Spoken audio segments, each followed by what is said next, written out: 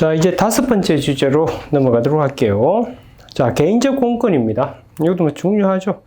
자, 이건 여러 가지 형태로 출제 가능성이 있어요. 뭐 개인적 공권을 약속하라 이렇게 나올 수도 있고요. 그 다음 개인적 공권의 학대화 경향에 대해서 약속하세요 이렇게도 나올 수 있습니다. 특히 후자처럼 물을 때는 이 공권의 학대화 경향을 집중 조명해서 양을 늘리면 되는 거예요. 그렇다고 해서 나머지 부분을 없애버리면 되는 건 아니고요. 물어보는 질문에 따라서 강약 조절을 하시면 되는 거예요. 아시겠죠? 그래서 개인적 공권을 약속하라고 출제하든, 그 다음 개인적 공권의 학대화 경향을 약속하라고 출제하든, 기본적으로 여러분이 양 조절에서만 신경을 쓰시면 되지, 그 기본 포맷은 크게 달라질 것이 없어요. 알겠죠? 자, 그럼 일단 개인적 공권이 뭔지 공부를 하셨을 텐데, 전체적인 윤곽을 간단히 한번 잡아보고 들어갑시다. 자, 일단 서술 파트에서는 이 개인적 공권이 뭔지를 쓰셔야 되겠죠. 뭐 공권, 사건이든 공권이든 이 권리죠. 권리는 법이 부여하는 힘이잖아요. 그죠? 그걸 이제 쓰셔야 되고요. 논의의 필요성, 공권이 인정되면 소송을 통해서 여러분이 구제받을 수도 있고요. 그 다음에 이제 공권이 침해받으면 손해배상도 청구할 수 있고 하잖아요. 그런 필요성이 있다는 점을 생각하시면 되고, 그 다음에 이제 구별 개념에서 항상 요 반사적 이익과 비교하셔야 되죠. 그죠? 법이 누군가에게 뭐 이익을 부여하고 있는 것처럼 보이지만, 그건 진짜 부여한 게 아니고요. 얼떨결에 누리는 이익이 있다고 그랬죠. 그래서 우리가 사익 보상이 없으면, 그때 얼떨결에 누리는 이익이 있더라도 그건 반사적 이익이죠. 그죠? 우리가 공권 성립 요건에서 보시겠지만, 여기 보시면, 가행법규, 뭔가 하도록 의무를 부여하는 가행법규가 있지만 그것이 공익 목적만 있고 사익 보상이 없다. 그럼 그렇지만 그 법이 있음으로 해서 그동안 이익을 누렸다. 그걸 우리 뭐라고 그러죠? 반사적 이익. 사익 보상까지 있으면 공권이 되는 거죠. 그죠? 그 다음 우리 소송 파트에 가면은 원고 적격 배우시죠? 그게 뭐라고 되어 있죠? 행정소송법 12조에 법률상 이익 있는 자가 원고가 될 수 있도록 되어 있죠. 그 법률상 이익이라는 거랑 공권이 도대체 같은 말이냐 다른 말이냐 그 논란이 있잖아요. 그죠? 뭐 같게 보시는 분도 있고 다르게 보시는 분도 있습니다. 어차피 이것도 법이 부여하는 힘이고요. 이것도 법에 인정되는 이익이잖아요. 그러니까 유사한 것처럼 보이죠. 그걸 간단히 언급하시면 되고, 이 종류는 급하면 안 쓰셔도 돼요. 안 쓰셔도 되는데 뭐 쓰면 플러스 점수를 받을 수 있을 겁니다. 제가 언급하고 있는 종류는 홍정선 교수님 기본서에 있는 내용을 제가 몇 가지 소개하고 있거든요. 그 정도만 언급하시면 돼요. 그 다음에 이제 성립 요건, 이건 뭐 여러분이 항상 요 세 가지인데, 이 중에 세 번째 것은, 개갈류를 취하고 있는 오늘날은 크게 의미가 없다. 이렇게 배우셨을 거예요. 그죠? 요 두 가지가 핵심 포인트죠. 그거 소개하시면 되고.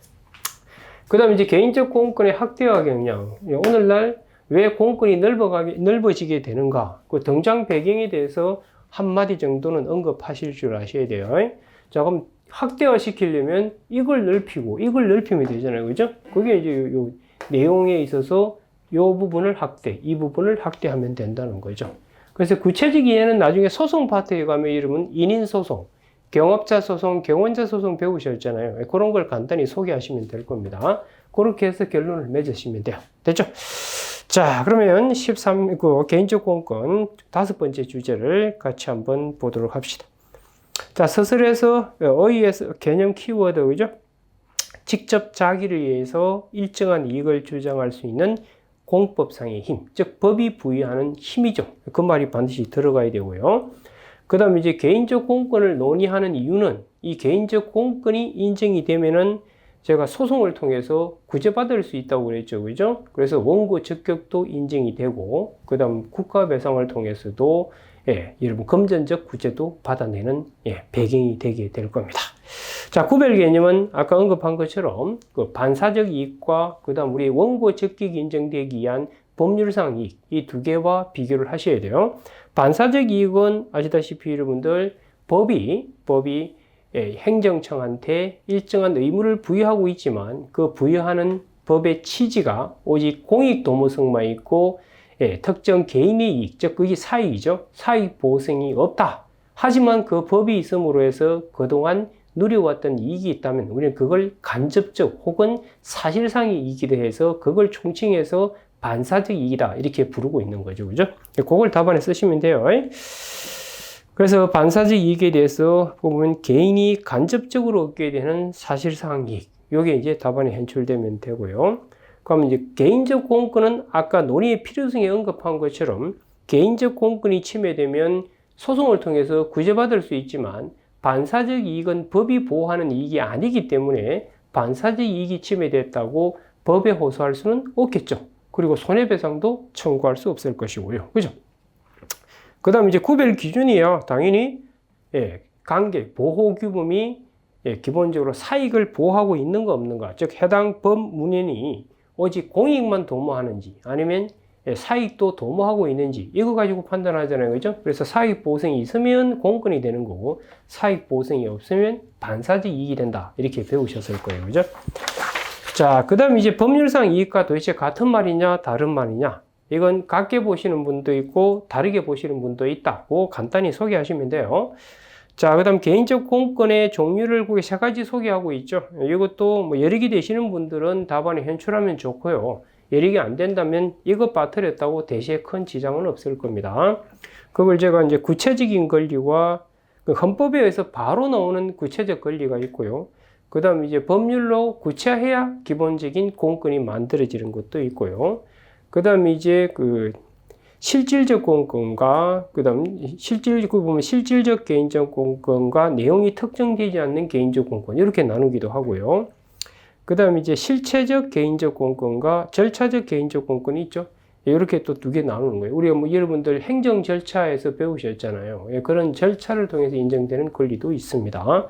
그래서 크게는 이렇게 세 개로 나누는 겁니다. 그죠? 실체, 그 다음 이제 절차적, 그 다음 실질적, 그 다음 개인적 공권과 내용이 특정되지 않는 우리의 무하자 재량행사 청구권을 꼭 배우시게 될 거예요.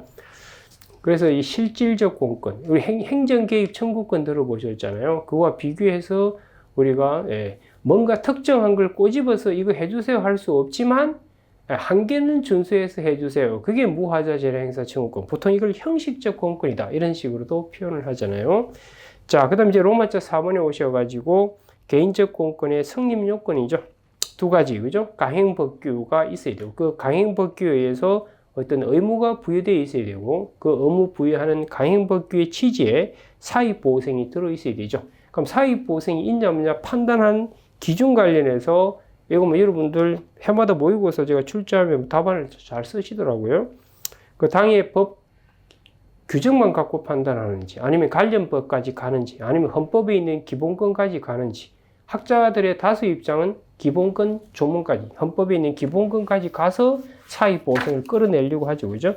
우리 판례는 대법원은요, 제3자와 관련해서 공권 언급할 때에 헌법까지 가지는 않습니다만, 우리 헌법재판소는 헌법까지 가기도 하죠. 그거 간단히 소개하시면 돼요. 물론 검토는 공권 확대와 경계에 발맞추더라도 당연히 헌법까지 가서라도 사익보호성을 도출할 필요가 있다는 식으로 검토하시면 될 겁니다. 그 다음 이제 소구 가능성, 이건 소송을 통해 관철시킬 수 있는 힘이죠. 이건 이제 개괄주의 하에서는 큰 의미가 없다. 우리나라도 개괄주의를 취하고 있기 때문에 독자적 의의를 상실했다. 이런 식으로 언급하시면 됩니다. 자, 그 다음 이제 개인적 공권의 확대화 경향이죠. 왜 확대가 되고 있는가? 그 등장 배경이 나와 있죠. 그죠? 개인의 법적 지위의 변화. 즉, 개인이 행정에 의존하는 빈도가 높아지기 때문에 그렇다는 거 하나. 그 다음 제3자 보호 문제가 중점으로 떠오른다는 거죠. 우리가 소송 파트에 가면 항상 원고 적격, 이게 개인적 공권과 연결이 되어 있잖아요. 그래서 과거에는 상대방만 원고 적격을 인정했지만 오늘날은 제3자도 원고 적격을 인정하는 쪽으로 가고 있잖아요. 그죠? 그런 것들을 생각하시면 돼요. 그래서 이번에 내용에 보시면 이제 공권을 확대하려면 강행법규에 의해서 행위 의무가 넓어지도록 하면 되죠. 그래서 과거에는 기속에서만 행위 의무가 나왔지만 오늘날은 재량일죄라도 의무가 나온다고 했던 거 기억나세요? 반드시 0으로 수축할 필요 없어요.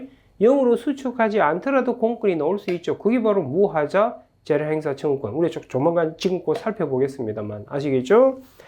그 다음 이제 뭐 절차적 공권도 아까 있다고 했었잖아요. 그 다음 이제 사익보호성을 확대하는 방법은 일단 기본적으로 어떤 행정작용의 근거법의 해석을 할 때 공익 목적뿐만 아니라 사익도 있는 식으로 너그럽게 해석을 하면 되겠죠. 그리고 보호규범을 아까 어디까지 확대한다고요? 헌법 조문까지 들고 들어가는 거죠. 그렇게 하면 넓어지겠죠. 그죠? 아시겠죠? 그까지. 그렇게 언급하시면 되고요. 자, 그 다음에 이제 인정범위. 그래서 구체적인 예는 아까 소송 파트에 가면 여러분들 뭐 인인소송이라든지 경업자, 경원자 소송 이런 것들 소개하시고요. 그리고 과거에 뭐 경찰 허가를 통해 어떤 이익이 거의 반사적 이익으로 봤습니다만 우리 이거 배우셨을 텐데 기존 업자가 허가를 받았을 때 그 누리던 독점적 이익은 반사적 이익이지만 특허를 통해 누리는 이익은 법률상 이익이다 이런 식으로 배운 거 기억나시잖아요. 그죠? 그런데 오늘날은 허가를 통해 누리던 이익도 법이 보호하는 이익처럼 해석하는 경우들이 점점 늘어나고 있잖아요. 그런 걸 소개하시면 돼요.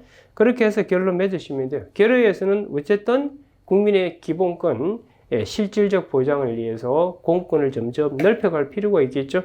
그러려면 아까 사익보호성을 끌어내는 근거를 어디까지 확대하자? 헌법상 기본권 규정까지 확대할 필요가 있다는 식으로 마무리를 지으시면 괜찮겠습니다.